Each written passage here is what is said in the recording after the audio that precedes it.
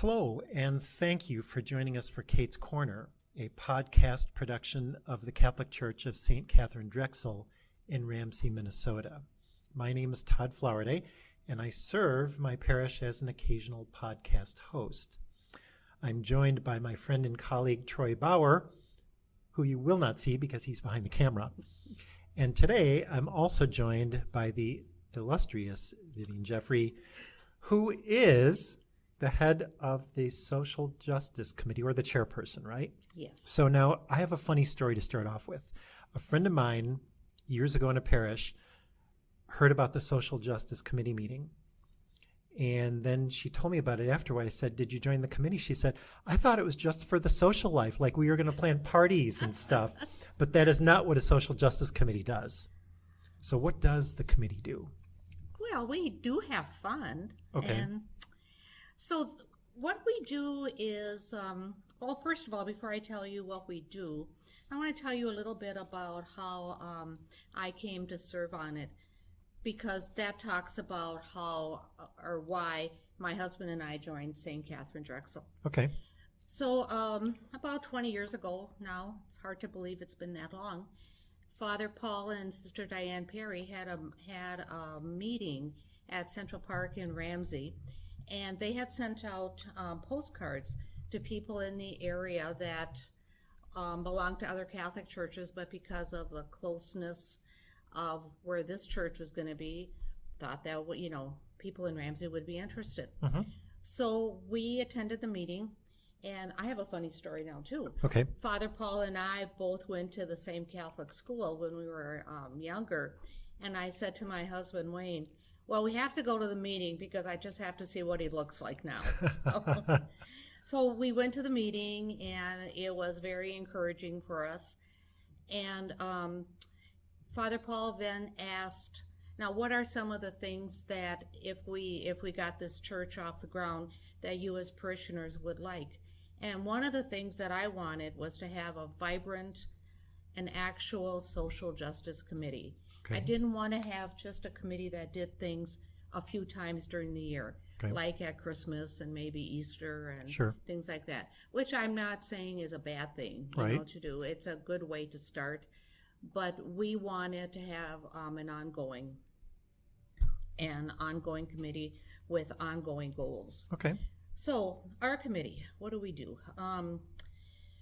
One of the things that we probably started off with was our adult and teen missions to St. Mary's Reservation, St. Mary's Mission up on the Red Lake Reservation in Red Lake, Minnesota. Okay. That has been going on for many years. I would say, 10, 12, 15 And many years. people are committed to that. Many people are committed to that, yes. And another thing that we do is that we are involved with the Family Promise group of Anoka County. And so what's Family Promise? Family Promise is an organization that helps people that are just on the verge of being able to rent their own apartment. Okay. And what they're missing is maybe the down payment for their apartment. Okay. So they can't quite, and they all have jobs, they all have committed to not using drugs or alcohol. Okay. And so before the pandemic, different churches that are bigger than St. Catherine's would allow each family to have a room, and they would stay in that church for a week. Sure. And probably with 4 families at the max. Okay. And then other churches like St. Catherine's, we would provide meals for that group for that week. Mm-hmm.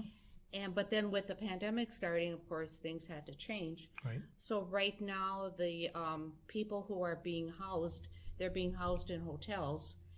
And the other churches that are part of Family Promise, we were doing meals, but even that became kind of not quite safe enough, sanitary enough. Sure.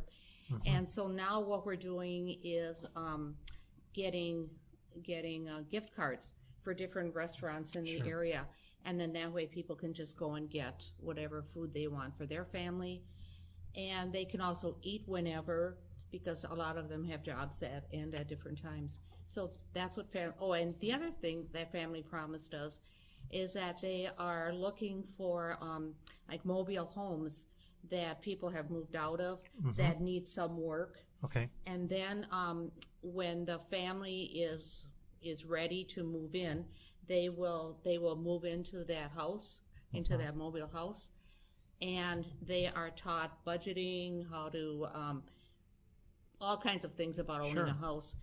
And after they've been there for a year and they can prove, let's say, that they have all the skills necessary to keep up a house, then they can buy that house for $1. So you're basically, it's not theoretical, but you're hands-on helping people who already have some of the pieces in their life together. It's kind of like that saying, give a person a fish, feed them for a day, but teach a person how to fish and they will be fed for a lifetime. Exactly. So that's another part of our social justice. We were very involved in Earth Day this year. Oh. We had two projects for our parish, and one of them was that we put together little bags of flower seeds that would attract butterflies, and then we passed them out to people in the parish and asked them to plant. And then the other part of that was that we did a cleanup at our church here at St. Catherine Drexel, and then at at the land. No, not that. At Central Park. Okay. Yeah. So we went to clean up Central Park, and we were just surprised how clean Ramsey really is. Sure. We didn't have a whole lot of work to do.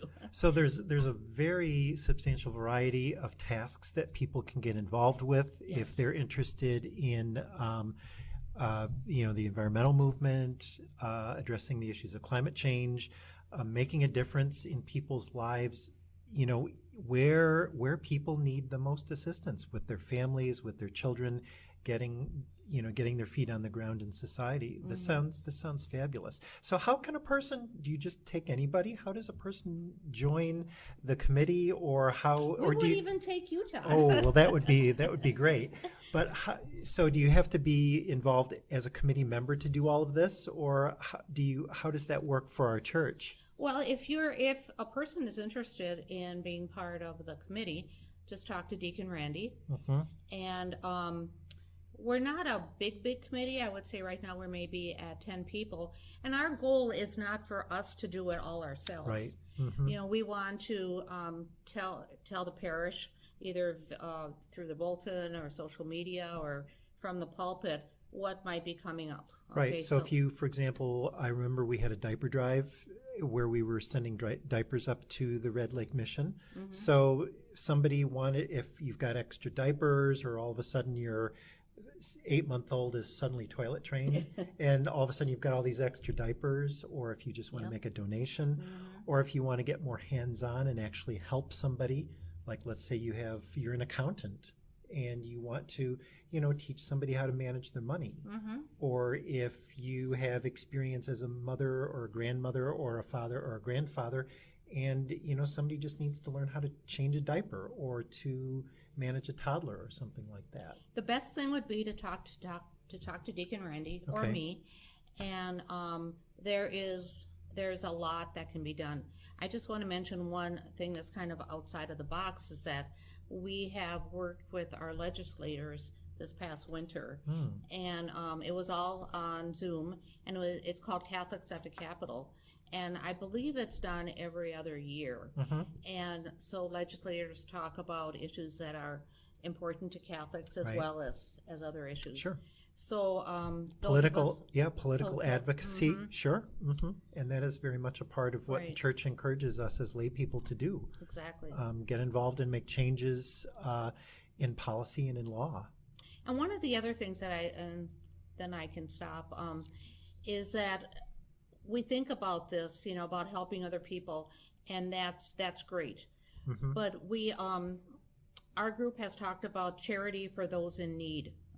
Okay, but also we want to work for justice, to get at the cause of those people who are in need, and try to get laws to change it, which is why we've gotten involved at And not that we're, going to speak to the House of Congress or anything, Right. but at this point, but who knows? And the last thing, now I'll say the last thing, Okay. is that we just got a $10,000 grant from Our church, you mean? our church did, from Anoka County Human Services, and that is going to help us set up a real recycling program as well as composting. Okay. And we're going to start that this Saturday at Oktoberfest, which is a little hint. A little hint. So come yeah. show up for Oktoberfest, and when And you and see recycle. and recycle, and when you see Deacon Randy or Vivian at Oktoberfest, chat them up about how you would like to get involved. And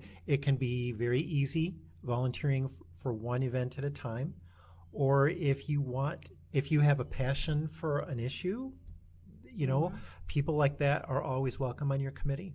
Absolutely. Okay. Absolutely. All right. Yeah. Well, that's wonderful. Well, Vivian, thank you so very much, not only for what you do, but for joining us on our podcast and getting the word out there. So one other way for people who are so inclined to either be engaged in charity work or to be involved on the justice level to be able to help change our society and our culture so that wrongs can be righted and that we can address the next issue that's on our plate. So great. Well, my friends out there in podcast land, we are so grateful that you have tuned in with us this week.